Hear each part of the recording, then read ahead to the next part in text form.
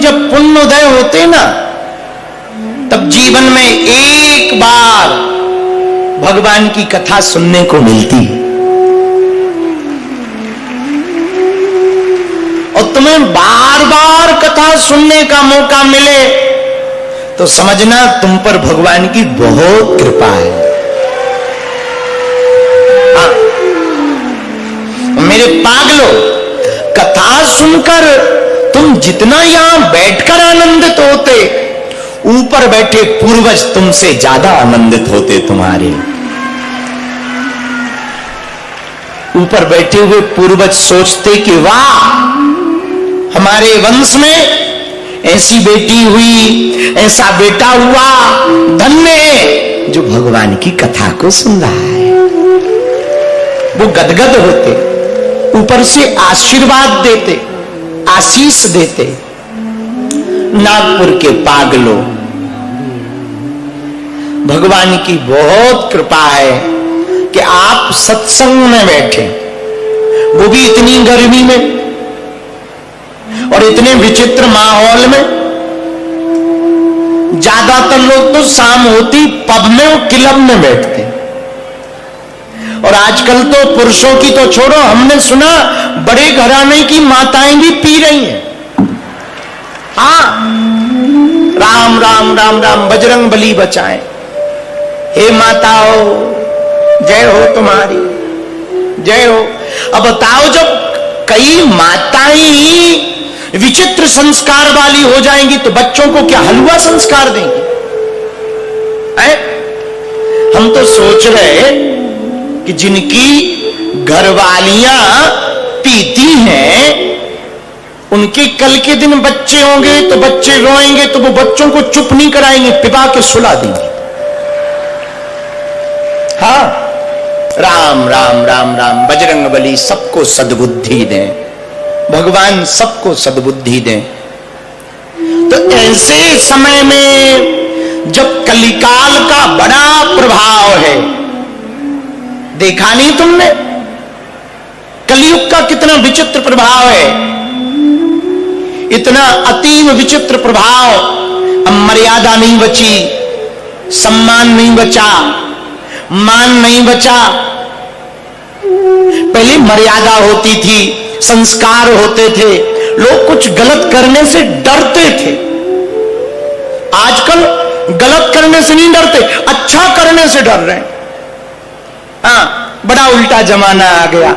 ऐसे मौसम में, ऐसी विपरीत परिस्थितियों में भी ये नागपुर के पंडाल में हजारों लोग बैठकर कथा सुने, इसका मतलब हिंदू जाग रहा है।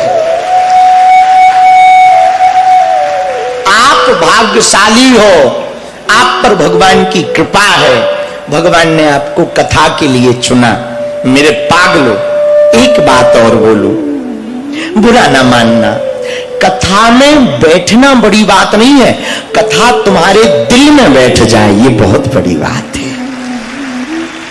हाँ, कथा में बैठना बड़ी बात नहीं है, कथा तुम्हारे दिल में बैठ जाए, तुम्हारे मन में बैठ जाए, आपके जीवन में कथा उतर जाए, चरित्र में आ जाए, आचरण में। कल हमने कहा ना, आचरण में कथा हो, आचरण में चरित्र हो। आज जब हम प्रातः काल बैठे थे दोपहर में, तो सोच रहे थे कि क्या बोलूं आज, किस विषय को उठाऊं, तब हमें एक विषय बड़ा प्यारा मिला। आज की कथा का सूत्र है, ईश्वर को मत खोजो, ईश्वर में खो जाओ। बोलो बोलो बोलो, भगवान को खोजो मत, उनमें खो जाओ। क्या हो जाओ? खो जाओ। जैसे नमक सब्जी में खो जाता, शक्कर शरबत के पानी में विलय हो जाती, जैसे सूर्य और सूर्य की रोशनी में अंतर नहीं, नदी और नदी की धारा में अंतर नहीं, मिठाई और मिठाई की मिठास में अंतर नहीं, वैसे ही भक्त और भगवान में अंतर नहीं होना चाहिए। दोनों एक हो जाएं, एक मय हो जाएं, ऐसा हम आपसे प्रार्थना करना चाह रहे हैं कि आप जब भगवान में खो जाओगे ना, तो आप खुद भगवान जैसे हो जाओगे। भगवान नहीं हो पाओगे, जैसे हो पाओगे। मनुष्य भगवान नहीं हो सकता, पर भगवान जैसे हो जाओ। तो आज की कथा का सूत्र है, भगवान को खोजो मत। क्या करो? बोलो बोलो, जरा जोर से बोलो।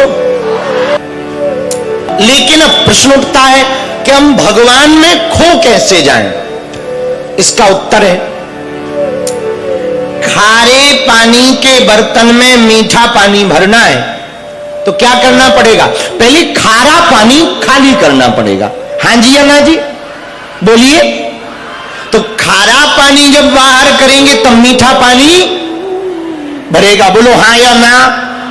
बात पते की है।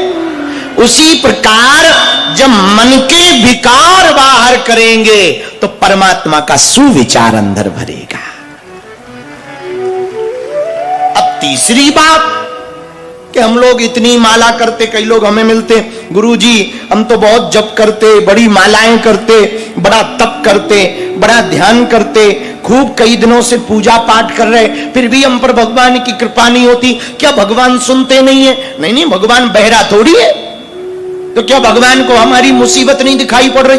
आपके दरबारों में बैठते, अर्जी लगाते, हमारी अर्जी नहीं सुन रहे हैं भगवान। क्या भगवान बहरे है? ना ना ना, भगवान बहरे नहीं है। भगवान अंधे ना, ठटरी के भरे तू अंधा होगा, उन्हें दिखाई पड़ता है। तो महाराज फिर भगवान हमारी पूजा क्यों नहीं स्वीकार करते, हमारी सुनते क्यों नहीं? एक बात सुनो, एक उदाहरण सुनो, तुम्हें बात समझ आएगी। यमुना जी में एक नदी, पवित्र नदी है यमुना जी, वृंदावन में बहती। वृंदावन कौन कौन गया? हाँ, हाथ नीचे कर लो, जो नहीं गए वो चले जाना। तो वृंदावन में यमुना जी बहती, यमुना जी में नाव है। बोलो हाँ या ना? नाव से कई लोगों को पार कराते, यमुना जी की सैर कराते, यमुना जल से स्पर्श कराते। तो दो मित्र थे। अच्छा, किस्मत से वो नागपुर के थे। एक का नाम था चंगीलाल, एक का नाम था मंगीलाल। दोनों नागपुर के थे।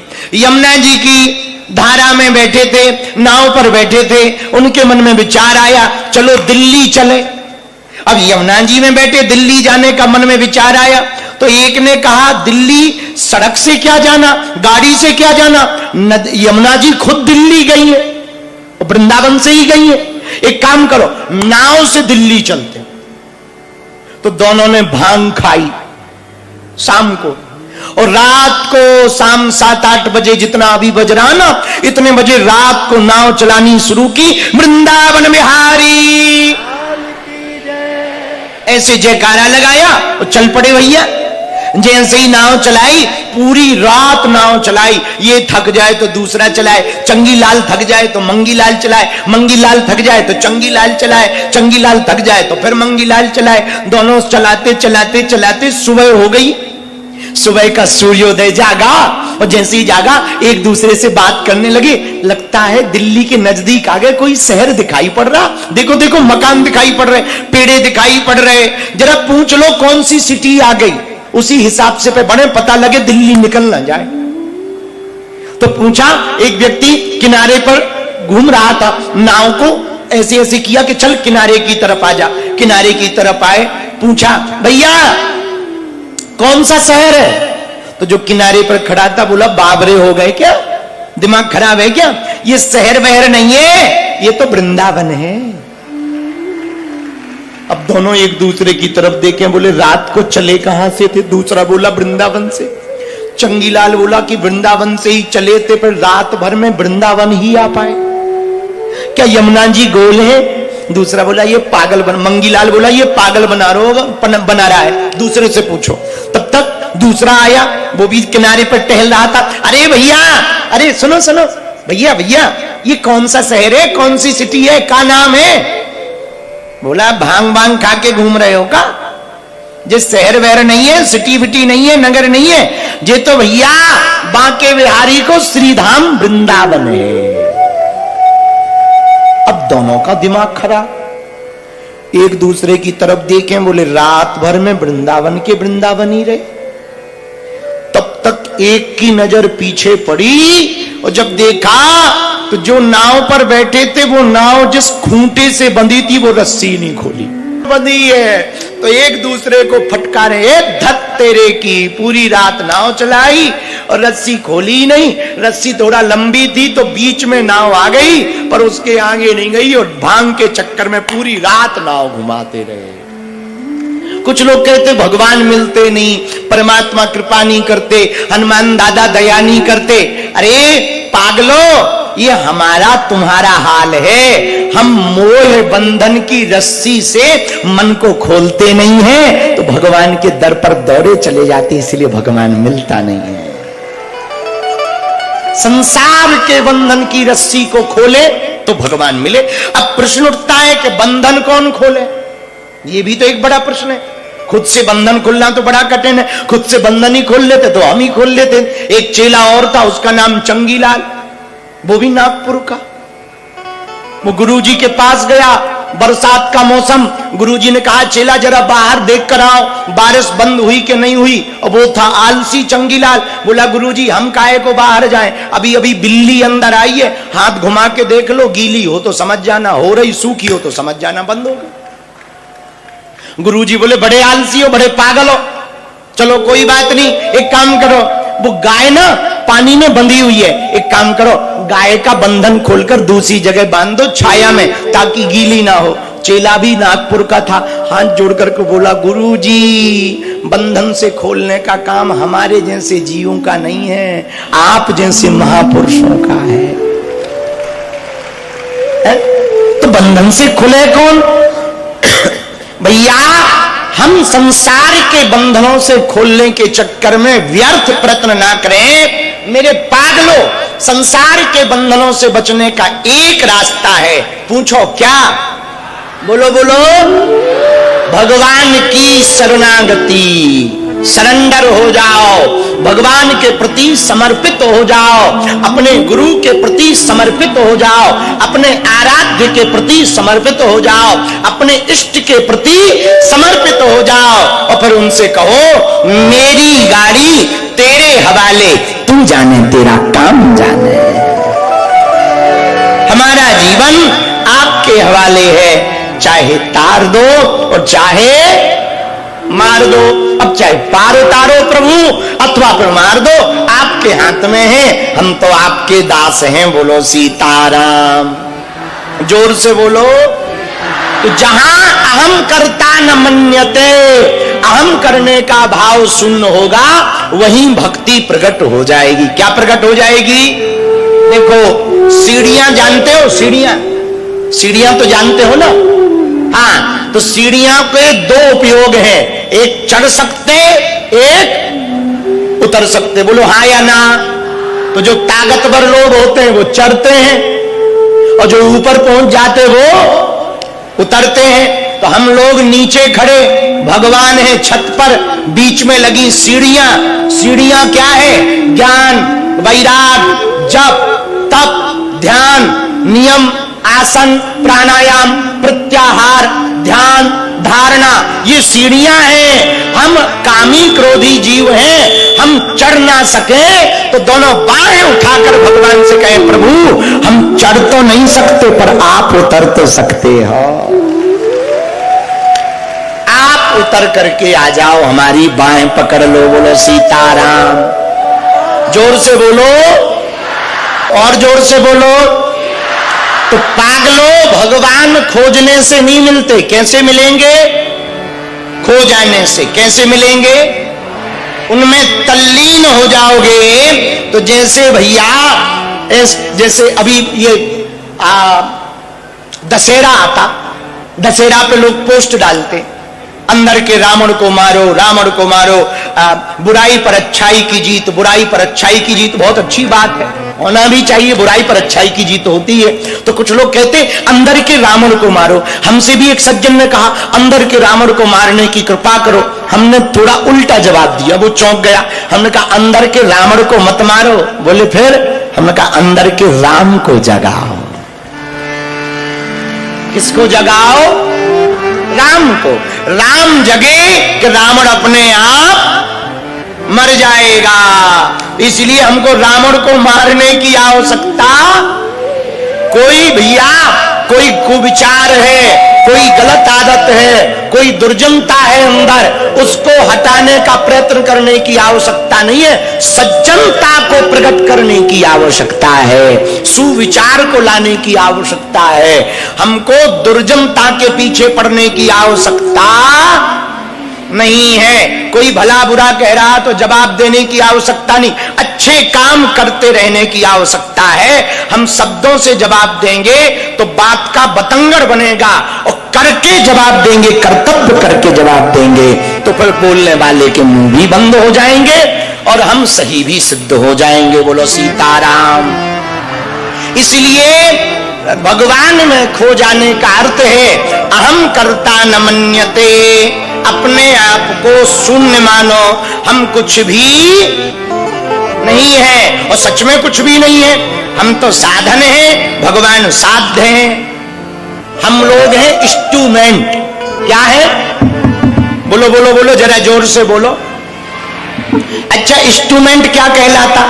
ये वाद्य यंत्र, तबला, ढोलक, मंजीरा, हारमोनियम, इसको इंस्ट्रूमेंट कहते हैं। अच्छा, इंस्ट्रूमेंट नंबर 1 के हैं, कंपनी के हैं, क्वालिटी के हैं, माइक चालू है, पर छोड़ दिया जाए तो क्या बजेंगे?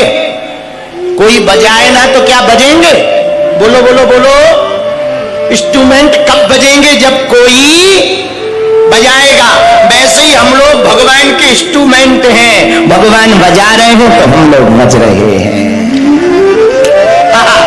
इसलिए खुद को ही भगवान मत मानो, इंस्ट्रूमेंट मानो, अहम शून्य करो, हम कुछ भी। हनुमान जी क्या कह रहे? गोस्वामी जी की वाणी से हनुमान जी यही तो कह रहे राम जी से सुंदर कांड में। क्या कह रहे? लंका में राम नाम का पताका फहराने के बाद भी कह रहे सो सब तब प्रताप रघुराई, नाथे न कछु प्रभु, ये आपका प्रताप है, हमारा प्रताप नहीं है। आपके प्रताप के कारण हम हैं, हम अपने प्रताप के कारण। अच्छा, हम मान लें कि हम बहुत अच्छे कथा व्यास हैं, भगवान को कुछ नहीं करना, एक माइंड का तार ढीला करना। लोग गुरुजी पागल हो गए, तो जो तुम हाथ जोड़कर बैठे हो तुम ही टमाटर फेंक के मारे हुए। हाँ, और जैसे कुछ लोग हमारी फोटो बैनर लेकर मुर्दाबाद कर रहे, तुम भी करोगे। हाँ हाँ, 1 मिनट में बदल जाओगे। तो भगवान की अनुकंपा क्या? भगवान की अनुकंपा, भगवान की अनुकंपा से हम कथा कह रहे, और आप पर भगवान की अनुकंपा क्या? भगवान की अनुकंपा से आप कथा सुन रहे हैं। और रोको रोको रोको, भगवान की अनुकंपा से कथा यजमान और समिति कथा करवा रही। अब यजमान सोचे कि वाह रे, हम देखो क्या बढ़िया पंडाल लगाया, भगवान को कुछ नहीं करना है, कल जैसा तूफान चलाएंगे पंडाल फट जाएगा। जय बजरंग बली की। लगा लो जर्मन से शेर, 1 मिनट में साफ सीताराम, पूरी करा धरा सब बर्बाद हो जाएगा। बोलो सीताराम। इसलिए अहम कर्ता न मन्यते, हम नहीं कर रहे। कौन करवा रहा? बोलो बोलो बोलो। आज यही भाव मन में बैठाओ, हम नहीं कर रहे, भगवान करवा रहा है। इस पर आगे सुनो। अब भगवान में खो जाए कैसे? इसका उत्तर है, जैसे नमक सब्जी में घुल जाता, शक्कर शरबत में घुल जाती, वैसे ही भक्त भगवान में एक हो जाए। उसका उदाहरण है गोपियां। कौन है? एक बार भगवान के पेट में दर्द हो गया। भगवान दर्द हुआ नहीं, लीला था। भगवान के पेट में हुआ दर्द, तो नारद जी जा रहे थे। नारद जी ने सोचा चलो भगवान कृष्ण कन्हैया द्वारका में बैठे हैं, थोड़ा मिल लें, राम राम कर लें, सीताराम हो जाए, सब ठीक ठाक है कि नहीं है, आनंद है कि नहीं है। नारद जी पहुंच गए। नारायण नारायण नारायण नारायण, अरे प्रभु की जय हो। आओ नारद जी, आओ देव ऋषि, आओ आओ, बैठो बैठो, सब ठीक है? हाँ प्रभु सब ठीक है। आप बताओ, हम एक प्रश्न करने आए। क्या? हम ये पूछने आए, आपका दुनिया में सबसे बड़ा भगत कौन है? नारद जी ये बोल ही पाते, तब तक भगवान पेट पे हाथ रख के बोले, नारद जी हमारे पेट में बड़ा दर्द है, उधर में दर्द है। अरे आपके पेट में दर्द, दवाई ली? दवाई है ही नहीं, आप हमें आज्ञा करो, हम दवाई लेके आते हैं। नारद जी हमारी दवाई थोड़ा कठिन है। क्या दवाई? नारद जी कोई भक्त अपने चरणों की रज यदि हमें दे दे तो हमारा पेट का दर्द ठीक हो जाएगा। नारद जी मन में सोचा, भक्त तो हम भी हैं, पर यदि अपने चरणों की रज देंगे तो नरक जाएंगे, नरक। भगवान को चरणों की रज थोड़ी दे सकते हैं, क्या किया जाए? तुरंत मन में विचार आया, उचित नहीं है, पिताजी के पास जाएं। प्रभु आप कुछ देर का टाइम दो, हम अभी आते हैं दवा लेकर के। ब्रह्मा जी के पास गए, पिताजी पिताजी आपकी जय हो, ब्रह्मदेव की जय हो। नारद जी क्या बात है बेटा? पिताजी भगवान के पेट में ना दर्द है, उन्होंने दवा मंगाई, आप यदि थोड़े से अपने चरणों की रज दे देंगे उनका पेट दर्द ठीक हो जाएगा, ऐसा भगवान ने कहा। ब्रह्मा जी बोले तुम्हारा माथा ठीक है, दिमाग खराब है क्या?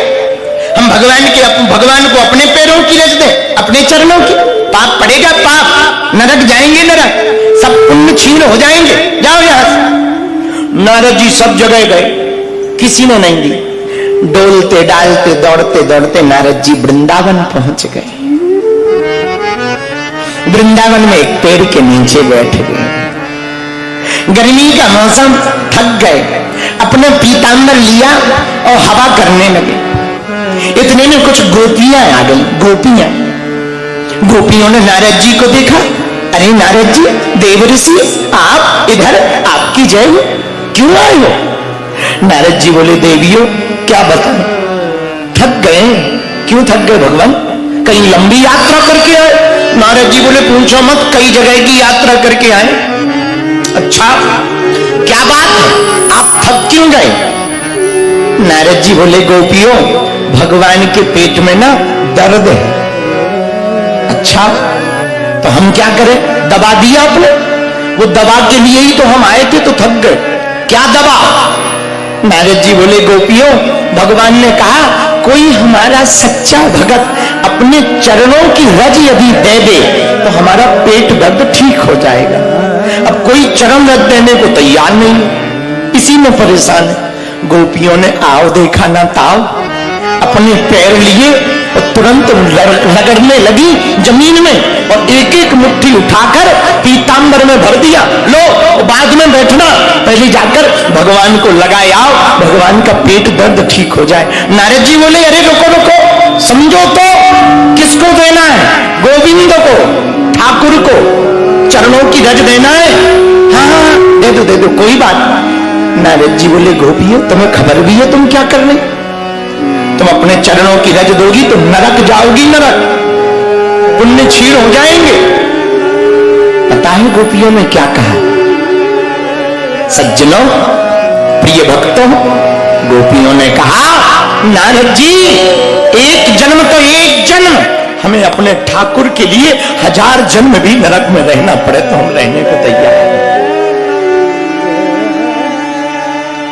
कई जन्मों तक नरक में जाना पड़े, यातनाओं को भोगना पड़े, हम तैयार हैं, लेकिन हम अपने ठाकुर को, अपने गोविंद को, अपने माधव को दुखी नहीं देख सकते। मेरे सज्जनों, ये भगवान की भक्ति है, जिसमें भगवान की प्रसन्नता हो, वो भक्त को प्रिय हो, ये भगवान की भक्ति है। जिसमें खुद की प्रसन्नता हो और भगवान झंझट में पड़ जाए, ये भक्ति नहीं है। हम लोग भक्ति नहीं करते, बिजनेस करते हैं, आदान प्रदान। हे भगवान हनुमान जी, हमारे लड़के की शादी हो जाएगी तो हम आपको 5 किलो लड्डू चढ़ाएंगे। जैसे हनुमान जी लड्डू के भूखे बैठे हैं। हे महादेव, ऐसा काम हो जाएगा, हम आपका अभिषेक कराएंगे। जैसे अभिषेक के शंकर जी भूखे बैठे हैं। भैया एक बात गारंटी से सुनो, भक्त का अर्थ व्यापारी नहीं है, भक्त का अर्थ है जिसमें भगवान खुश रहे उसमें हम भी खुश रहे। इसी का मतलब है डूब जाना, खो जाना। क्या हो जाना? बोलो बोलो बोलो, जोर से बोलो ना। भगवान में खो जाना, भगवान के हो जाना, ये कल विषय आया था। आज है भगवान में खो जाना, भगवान में डूब जाना कि प्रभु जिसमें तुमको सुख मिले वही करो, जिसमें आपको आनंद मिले वही करो। थोड़े से दुख में घबराओ मत।